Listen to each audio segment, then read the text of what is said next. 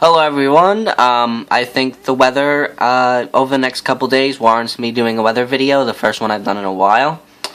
Mother Nature finally decided to do something interesting. I will apologize in advance because I am a little bit sick, so it might be a little bit hard for me to talk, but I am going to try my best.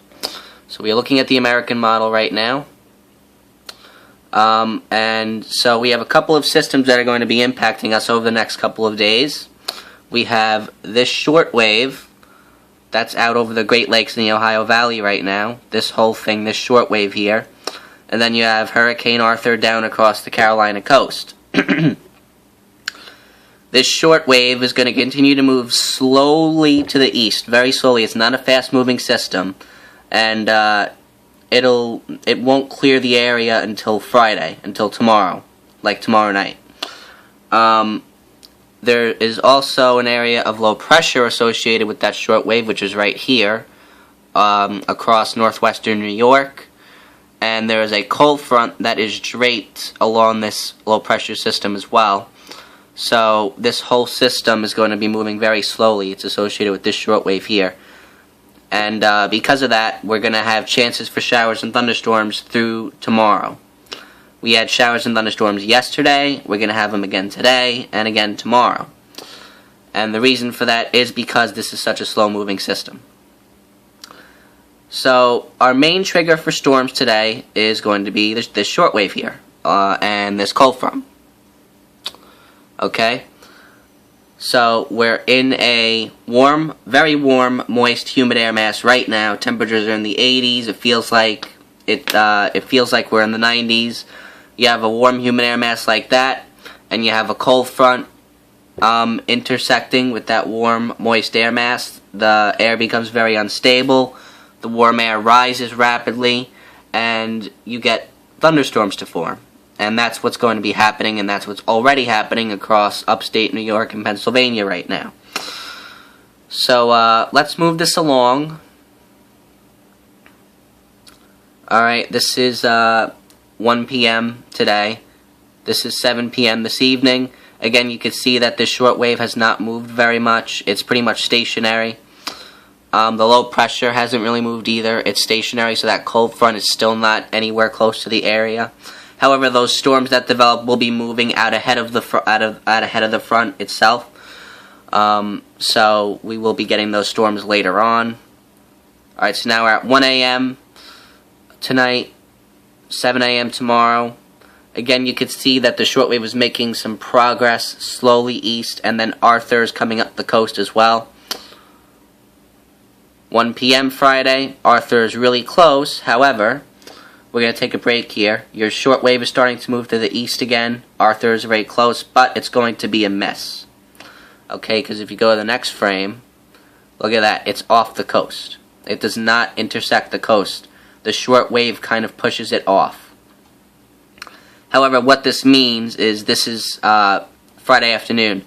Since these systems are coming into close contact with one another, the moisture or the rain and thunderstorms associated with the shortwave is going to interact with the heavy rain associated with Arthur. And we will get some heavy rain, more of a steady rain with some embedded thunderstorms later tonight into tomorrow as these systems interact. But if you look at your precipitation map, you can clearly see that all this heavy rain stays off the Long Island coast. All this red, yellow, and green.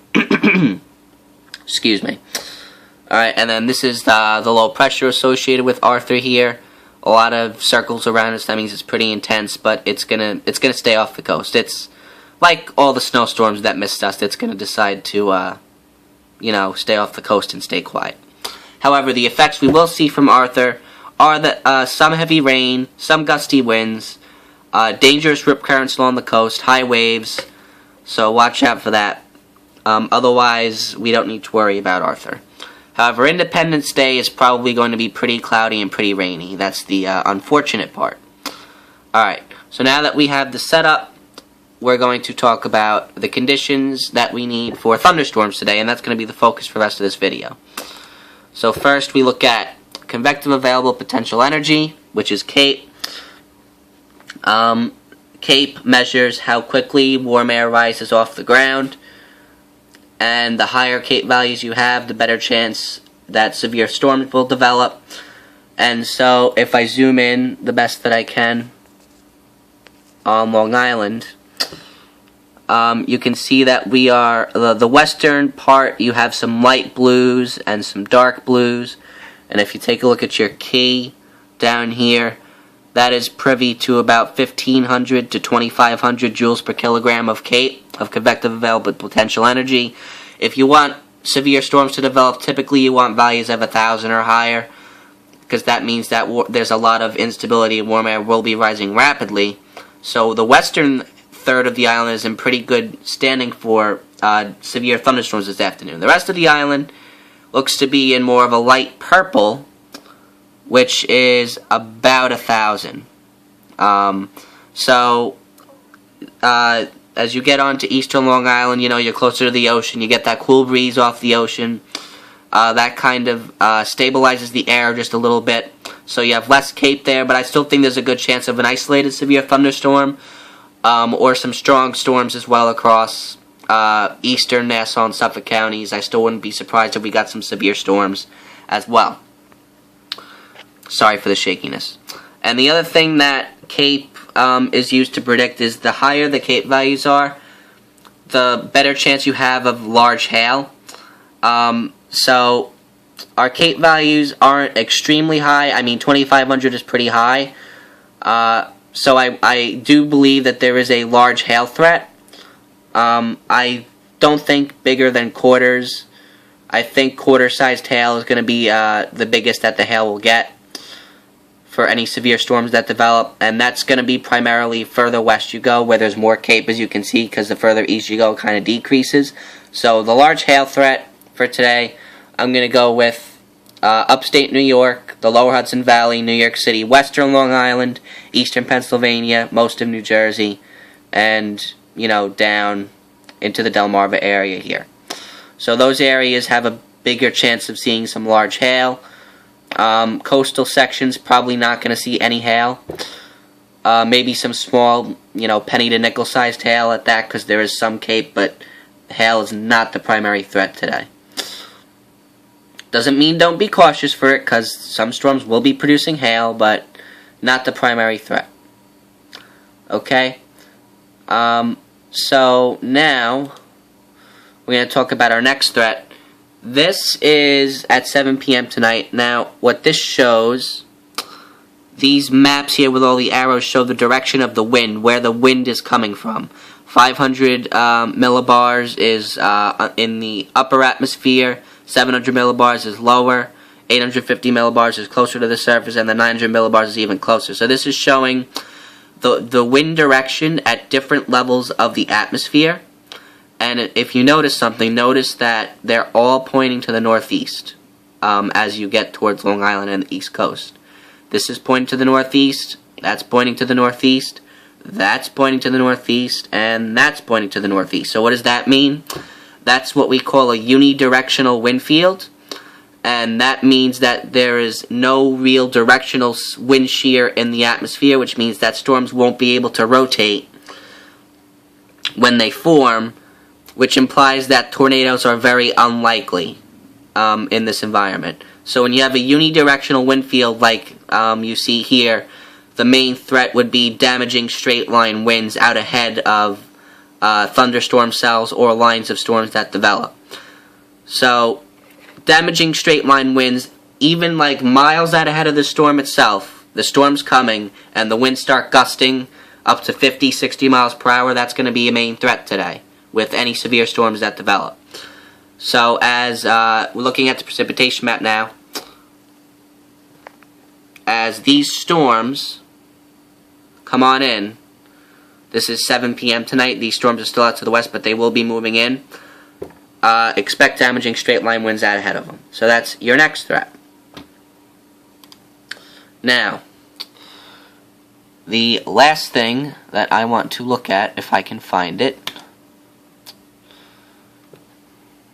probably should have been a little more prepared.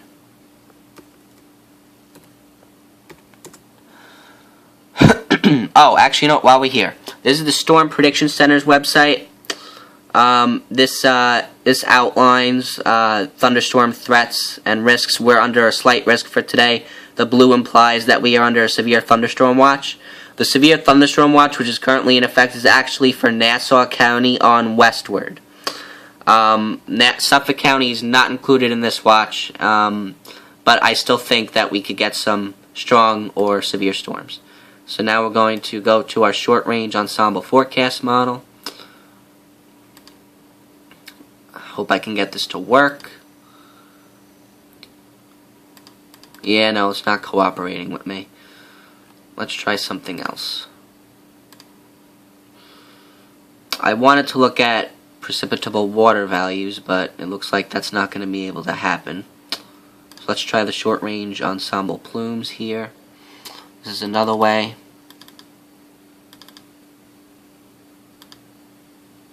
Alright, so right now we're looking at the short-range ensemble forecast model. There are several different types of these models, and what this app does on the Storm Prediction Center site is it gives us an idea of able to compare what these models are showing, so you get a general consensus for what's going on. What I wanted to look at was dew point, and I believe it is on here, right here. If you look at the dew point, take a look at this. The dew point is it's over 70.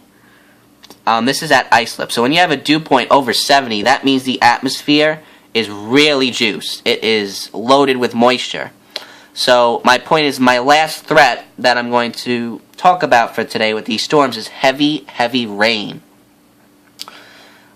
These storms are going to be moving at a decent speed. Some of them might be moving slow, but otherwise they'll probably be moving at like 30 miles per hour at least. But despite that, when you have dew points this high, that means there's a lot of moisture in the atmosphere, and very heavy rain will be occurring. Flash flooding will definitely be a threat with any storm, regardless of whether or not it's severe, so watch out for that. In fact, I do believe there is a flash flood watch in effect again for Nassau County and West. In fact, we'll check that right now. So this is our current map. Severe thunderstorm watch in purple. This goes out until, I will check right now, 10 p.m. Alright, so this severe storm watch goes out till 10 p.m. The flash flood watch goes until tomorrow morning. Okay, and that is for, actually that might be Queens County and West. So New York City on westward, flash flood watch, and severe storm watch Nassau County on west. Again, that doesn't mean that areas that are not included won't get severe storms, because I still think you will. Alright, so what to expect? I expect that we should be okay for most of the afternoon. I think our best chance for severe thunderstorms, or any thunderstorms at all, will probably be after 5 or 6 o'clock. Again, watch out for those threats I was telling you about. And again, the last thing that I need to mention, dangerous cloud-to-ground lightning. You saw that storm last night if you were on Long Island. You know how bad that lightning was. Watch out. Okay, because that is still a threat today. And then later tonight we'll probably transition to more of a steady rain as Arthur moves up the coast and those two systems interact. And then by tomorrow night we should start to clear out. Maybe even by tomorrow afternoon, but let's not push it because I still think we're going to be cloudy and nasty tomorrow. Alright, thank you for watching, folks. That is the video update. If conditions warrant, I will post another video later.